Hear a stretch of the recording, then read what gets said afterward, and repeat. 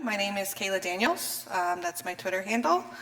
I am a software engineer. I work at Refinery 29 in Manhattan, and I'm also a mommy.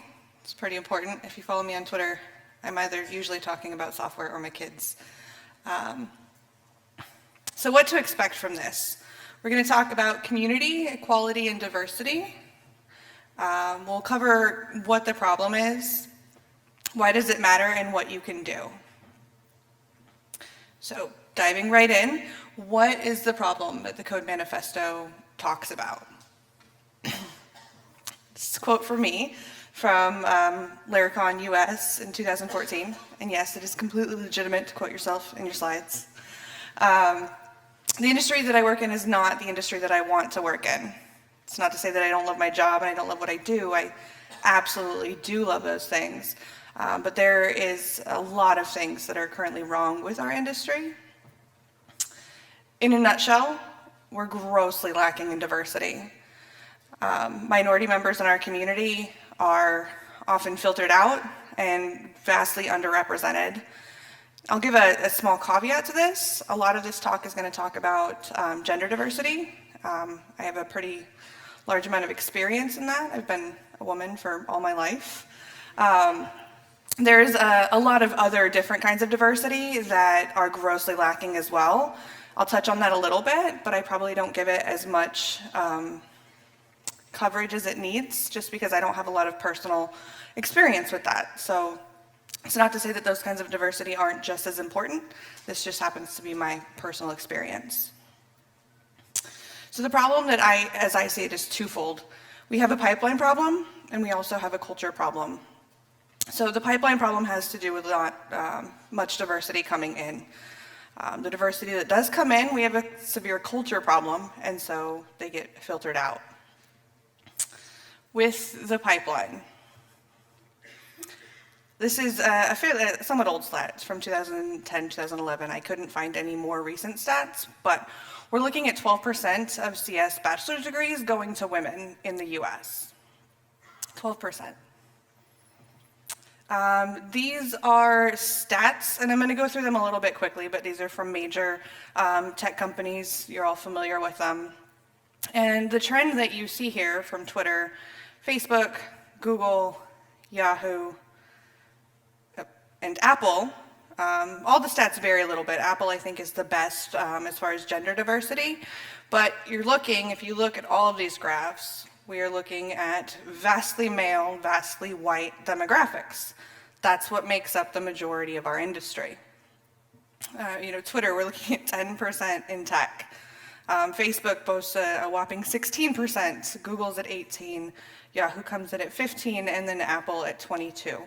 And these are all stats from 2015. So these were their diversity reports that were put out last year. There are a number of other companies that I didn't include. I think Slack is actually looking at 26% diversity, which is kind of unheard of a little bit. I mean, it's high, and that at 26% being high is pretty gross. But are these numbers really the problem, or are we just looking at a symptom? And I would say that it's really a symptom. And this starts a lot further back than now, further back than when we're established in our careers or even just starting in our careers. How far back are we going to go? Legos. These are some really awesome Lego sets. I don't currently own any of these, but I wish that I did. And if you notice, all of these are very boy-centric. They're marketed to boys. Now, I do have a female friend that is a huge Lego fanatic. She owns like multi-thousand pieces of Legos. But for the vast majority, when you're looking for girl toys, this is what you get. It's a nauseating wall of pink. And as I mentioned, I'm a mom. I have 2 boys and a girl. And my daughter loves playing with building blocks and Legos. And when she does it, she's normally going to get Minecraft or Star Trek or Star Wars and different kind of Lego sets. And she likes that just as much, but she's asked me a number of times why there aren't more girl Legos, why there aren't more things that she would want to do. Why aren't there Monster High Legos or, doll Legos? There are some, They're normally for the younger crowd. There's the bigger building block Legos. But for the most part, girls' toys that you're seeing are nurturing. Dolls, playsets. They have a lot of cleaning and playing house toys for girls. And when you walk into a store, you're hit with this overwhelming just barrage of pink. It's very nauseating and disorienting, at least for me. So the building blocks, and why this is important, building blocks and other toys like that help build your problem-solving skills and your spatial reasoning skills. So from a very young age, we're conditioning our children for our young boys, we're conditioning them to solve problems and have spatial reasoning, and our girls we condition to be more nurturing. And a lot of this is done unwittingly. I did this for a long time, and I never really saw it as a problem until I started thinking about it. Why is this a social norm? Why is this acceptable? The other side of it, after we've dealt with the conditioning and we've dealt with people not coming into our industry, once we get them here, we have a huge culture problem. So with that culture problem, we have two kinds of discrimination. The first kind of discrimination that you see is gross and dangerous. The other side of that is that it's usually really easy to spot. These include death threats, rape threats, hate speech. I don't know if you guys see the same stuff that I see on Twitter, but I have opened Twitter and seen tweets directed at women, people of color, that are disgusting, heartbreaking. I have been really lucky that that's never happened to me. And it's sad and gross just to say that I'm lucky that that's never happened to me. But I can think of what that would be like. I like Twitter. I like social media. I like it when my phone goes off and I'm like, hey, someone said something to me on the internet. That's exciting. Let's go see what it is. And could you imagine what it would feel like to have that little, yay, phone went off, let's go check. And then someone threatening to cause you physical harm, to cause physical harm to your family, for really no reason other than the fact that you happen to be born a girl and had the audacity to want a computer for a living. Or be outspoken about the fact that we have a diversity problem and somehow that makes you the enemy and somehow that makes it okay to talk to you like that. It's a real problem. But like I said, it's easy to spot and most people can usually say that's wrong. You don't normally get too many people arguing that no, rape threats are totally okay. We all know it's gross. If you're a semi-decent human being, you know that that's wrong. But there's another kind that's more insidious and ingrained. It's really, really hard to spot, and it's really hard to explain. This, you will get arguments about why is that not a problem. And then when you try to explain why it's a problem, people don't get it. They don't understand. Nope. So as examples, again, drawing off of my own personal experience, I can tell you some lovely things that you hear being a girl developer. I had someone tell me that I was the first woman they had ever worked with, and they were really impressed by how competent I am. This was a compliment. Try explaining to someone how they are complimenting you in their mind and being disgustingly offensive. And I spent 10 minutes trying to explain to him why that was just the stupidest thing I'd ever heard come out of another person's mouth. And they didn't, at the end of it, didn't understand why that was a problem. And I've told this story anecdotally to other people, and about half the time they're like, he was giving you a compliment, say thank you.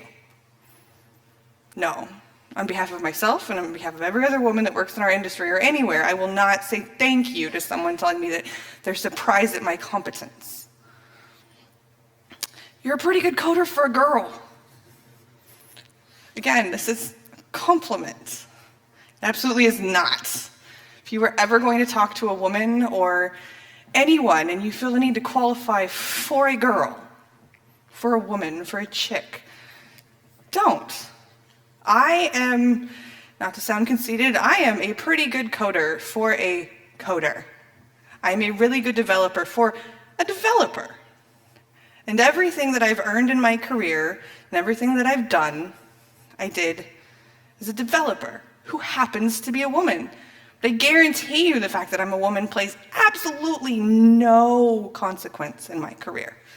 It doesn't make me a better coder, it doesn't make me a worse coder, and I'm sure that being a man doesn't make you better or worse. Being white or black or Asian, it has absolutely no effect on your ability to type. Girls don't like to solve problems. This wasn't said to me. It was actually in a video that was it was TechCrunch covering one of Google's Girls Code initiatives, and the interviewer interviewing someone said, girls don't like to solve problems, and how are you overcoming that? What? Really? What? Oh, this thing is going a little fast. Girls make great front-end developers because they like to make things pretty.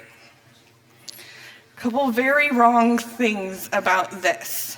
Number one, girls don't always like to make things pretty. That's obviously really stupid. Number two, it's really insulting to front-end developers because they do a hell of a lot more than make things pretty. I couldn't front-end my way out of a box. I'm really disgustingly bad at it. And I have the utmost respect for what those people do. But that's not what I do. And the idea that that is what I do because I'm a woman is offensive and disgusting. I had the CFO at a small startup that I worked at come around introducing our new accountant and literally said, this is Kayla, she makes things pretty. I'm a senior back-end engineer. You sign my paychecks. You have absolutely no idea what I do for you, but it's definitely not making things pretty. I've heard other things that I didn't include in here. I mean, this is just a small subset of stuff that you hear every single day as a female developer. I recently heard a quote that angered me to the point of like sputtering rage. It said, it's not that women aren't in technology, it's just that they haven't made it yet. It's gross and offensive, and it's people trying to say good things. And so, other than my sputtering rage, which makes it really hard to explain to people why they're wrong, it's that they think they're saying good things, and they can't fathom how they're not. And why does that matter? Why does any of this matter? What do you do for a living? I'm going to assume that the great majority of people in this room are developers. I'm a developer. And what we do is magic. That kind of magic. It's exciting. Think about it. You sit down at a computer, and whether you're using Vim, gross, Nano, PHP Storm, whatever you're doing, you're going to type random gibberish. It looks like random gibberish to the majority of the world, and I've tried to show people source code, and it is Greek to them. And you type this stuff on a computer, and then you've made the internet. We make the internet for a living. That is literally magic. I remember when I was studying school, and I was learning C and a terminal, and spending hours bashing my head against a keyboard trying to figure this stupid thing out. The assignment was to type my first initial with K's. So use all K's to make the letter K. It took hours. I cried. And then there was that one moment when it finally worked, and it compiled and it spit it out, and there was this K made of K's. And it was the best moment of elation. I was hooked. It was magic. That's what I do now. There are plenty of times where I spend hours trying to solve a problem, and I'm frustrated, and I'm angry, and I want to cry, and then it works. And it's magic every day, and that's what we get to do for a living. They pay us. They pay us really, really well. Our industry is one of the better paid industries out there. Our jobs are really flexible, and we're in really high demand. For instance, the company that I work for is amazing. Not only we have about 45% female in our tech department, which is just, it's an honor and a pleasure to work in that environment. But, when I got hired, I said, I'm a single mom. I have 3 kids. It's really important that I be there for all the recitals and all of this and all of that. And they said, okay, get your stuff done. It's a results-driven environment. Be there for your stand-up, whether it's remote or in person. Get your stuff done and then do what you do. So as soon as school started, I show up at 9:30 in the morning, I leave at 1:30 in the afternoon to go pick up my kids. I pick up my kids, I'm there for them in the afternoon. As soon as they get off school, I get to do their homework with them. And then once they're in bed, I can finish my job, and that's completely okay. Do you think bankers get to do that? Accountants? No, like 90% of the world doesn't get to do that. And I get to say, this is what's important to me, this is what I need for my career, and people go, okay, not a problem. Like I mentioned, we get paid really, really well. And we're in high demand. I don't know about the rest of you, but I have to fend off recruiters. You get calls every week. Do you like your job? Are you happy? Do they treat you well? How are your insurance? How are your benefits? Do you get free lunch? What if we could cater your lunch and give you massages? We have a nap room. Like, seriously? This is what happens to us every day? We live, at least, in America, we have a great majority of minorities that are, lower paid. They're economically disadvantaged. It's a problem. There's undereducation problems. And here we are in an industry where we make good money, we have high flexibility, and we're mostly white guys. That's a problem. I've mentioned a bunch of times here that I'm a mom, because it's really, really important to me. And I'm not lying. These are mine, all 3 of them. It's my youngest, Sean, the little one's my oldest, Lydia, and then on the end, his name's Matthew. They're my life. They're why I do everything that I do. And I work really hard so that I can provide them a life that is good. And I want to be able to tell them, you can do whatever you want to do. The world is your oyster. Except you, little girl. You can do whatever you want to do, but it's going to be hard. Grow a thick skin, kid. Because that's what my dad told me when I was a little girl and I wanted to be in mathletes and I wanted to be a science Olympiad and I got picked on constantly. And I would come home crying because the kids were so mean to me. And he would say, grow a thick skin, kid. Chin up.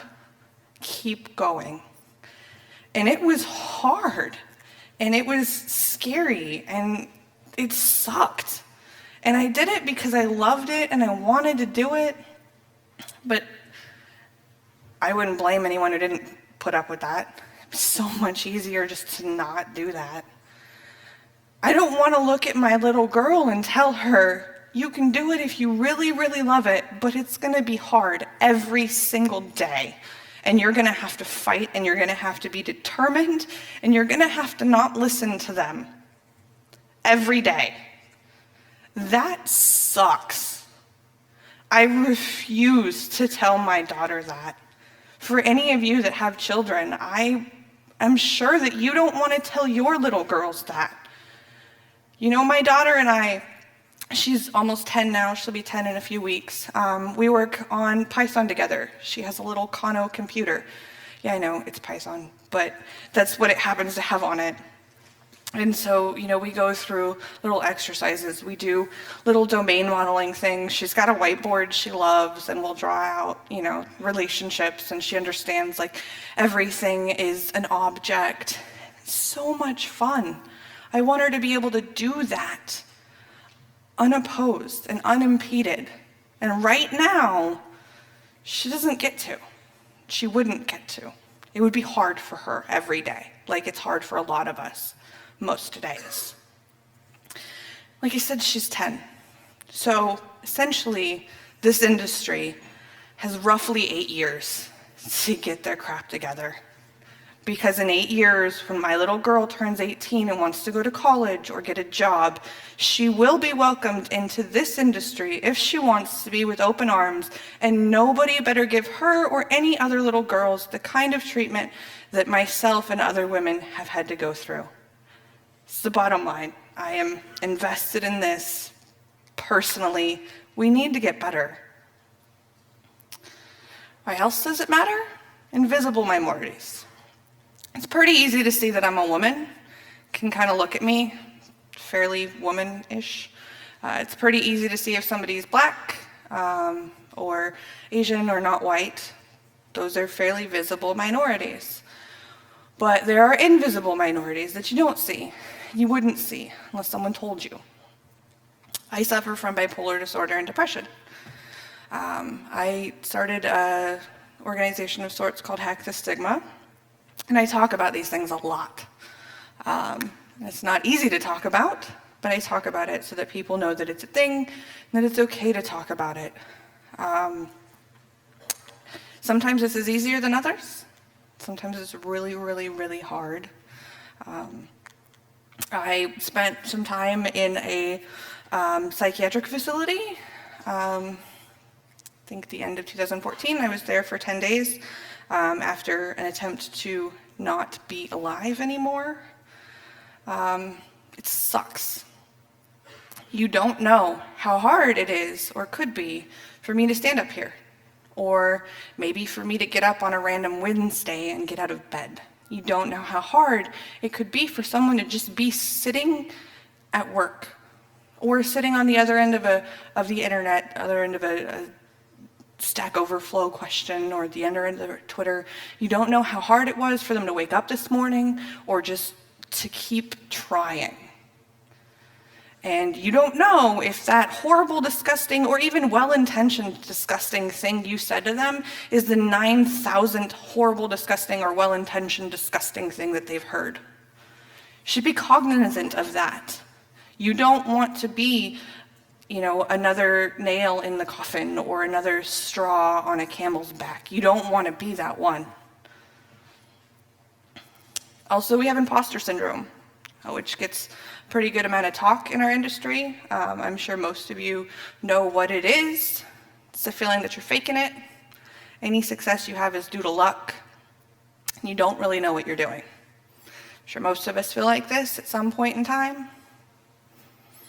But studies show that this is extremely more prevalent and intense in women and persons of color. Why would that be? It could be because we're told from yay high that we can't, or we're not good enough, or we're not smart enough, or we can't do this. So of course, when it's coming from the outside constantly, you're going to start to internalize it, and you're going to start to feel that way. And it's really hard.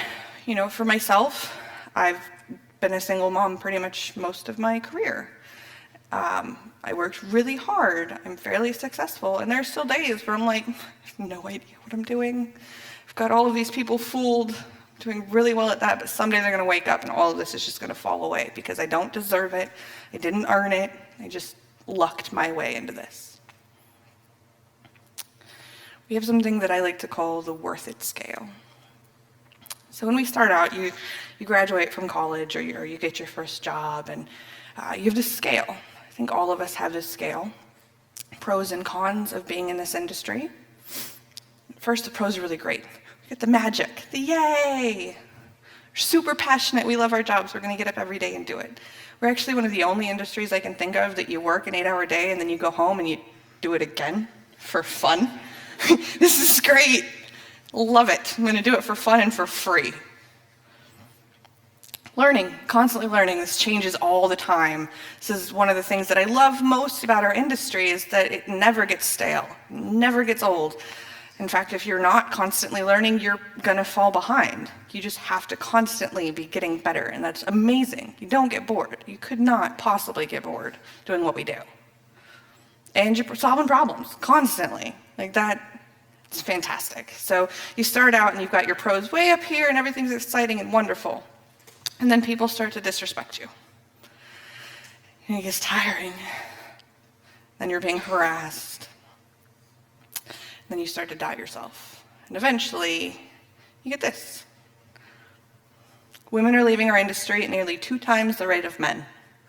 So not only are we having trouble getting them in, once we get them in at our whopping 12 to 16% females in our industry versus males, we can't keep them. You fight an uphill battle to get in here, and then you get in here and you realize, what did I work so hard for? They're mean. And then they leave, and they go do other things where people aren't so mean. So what can we do to fix that? It's all good and fine to talk about the problem until we're blue in the face, but we have to do something to fix it. This isn't a woman problem. It's not a minority problem. And even more, it's not a man problem either. It's not all on men to fix this. This is an everyone problem, all of us. We're all suffering from it, and we can all help to fix it. So there are a couple what I call anti-solutions, similar to anti-patterns. We've all heard of those sorts of things. They look or sound really good. This is great. This is an all-purpose fix. I'm going to do this, and then the world will be better. Doesn't actually work like that. And usually it causes more harm than good. So there's the shiny unicorn syndrome. I wrote about this actually before I wrote the Code Manifesto. It's kind of what spurred it on. I am not a shiny unicorn. I get lots of people that offer me jobs or scholarships or perks because I'm a woman, because I'm a shiny unicorn. And that, I understand that you're trying to solve the problem, you're trying to be diverse, but treating us like we're special shiny unicorns is kind of annoying and a little bit offensive, in my opinion. Just have kitty gloves. I've gotten this a lot. I used to sit through code reviews. Our small team at our startup would sit down in a room and we'd do group code reviews.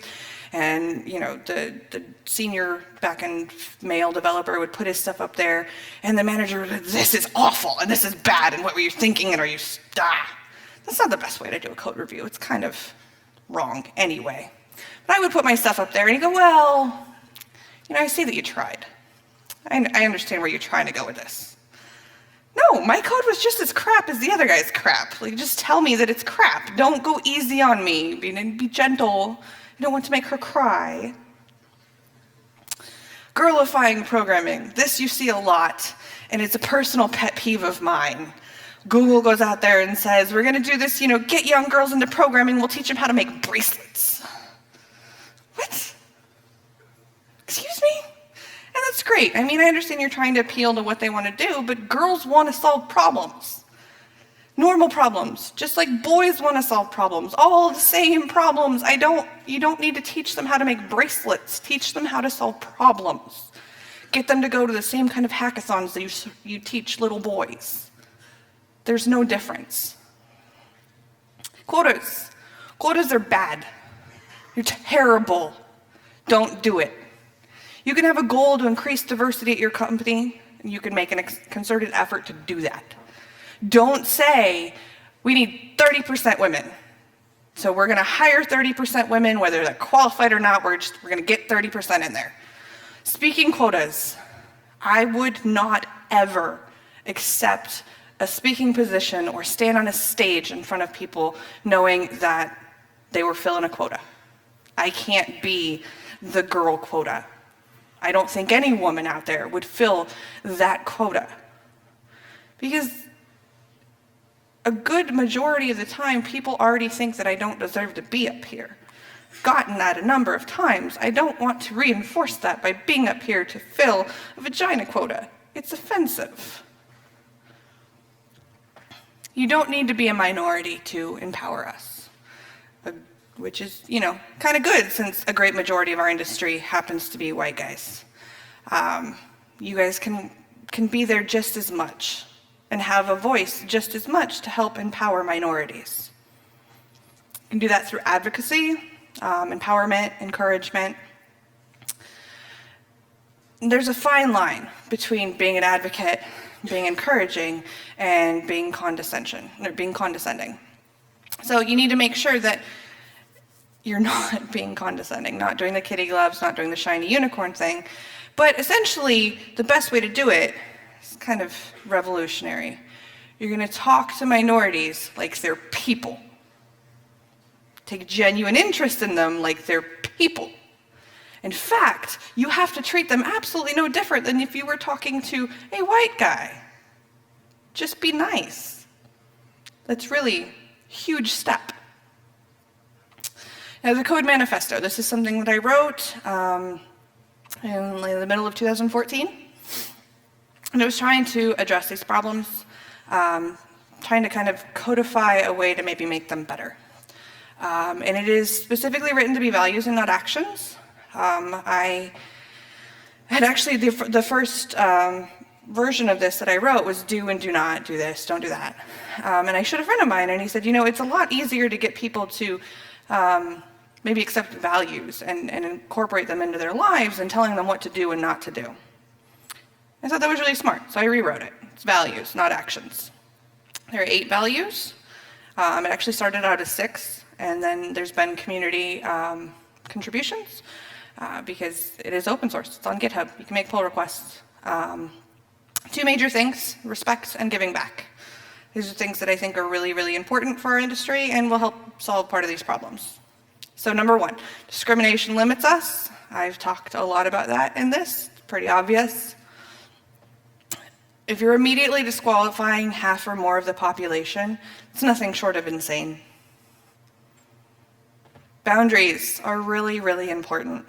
So boundaries honor us. They're healthy. Everybody is different.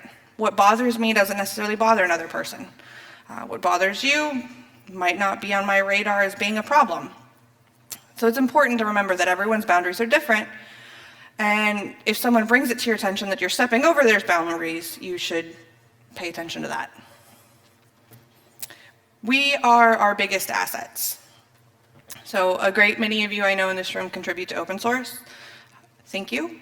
You know, you're helping, you're giving back to the community. That is really important. None of you were born brilliant. No offense, but I promise you none of you, including myself. We weren't born just out of the box. You're, you know, the next Steve Jobs. Even Steve Jobs wasn't born brilliant. We've been helped along the way. There have been people who came before us that led the way. And it's important to return that favor. There's a lot of ways to do this.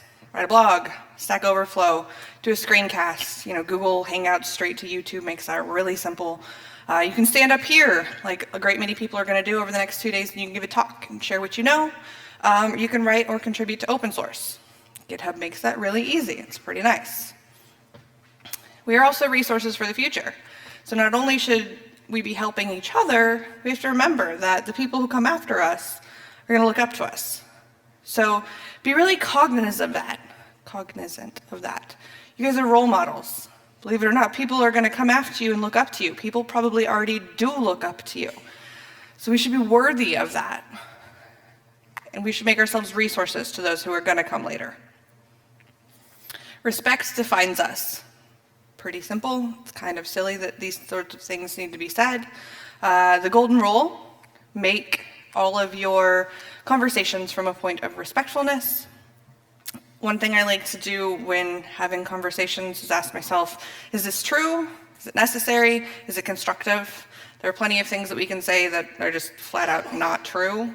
Lots of things we can say that don't really need to be said. And a great many things you can say that it's not helping anyone. Anything less than this should really be intolerated by all of us. All of our reactions require grace. So I've seen this a great many times. We like to do this. Somebody says something stupid on the internet and all of a sudden grab the pitchforks, burn them with fire. They're the most terrible person on the entire planet. No, I mean, honestly.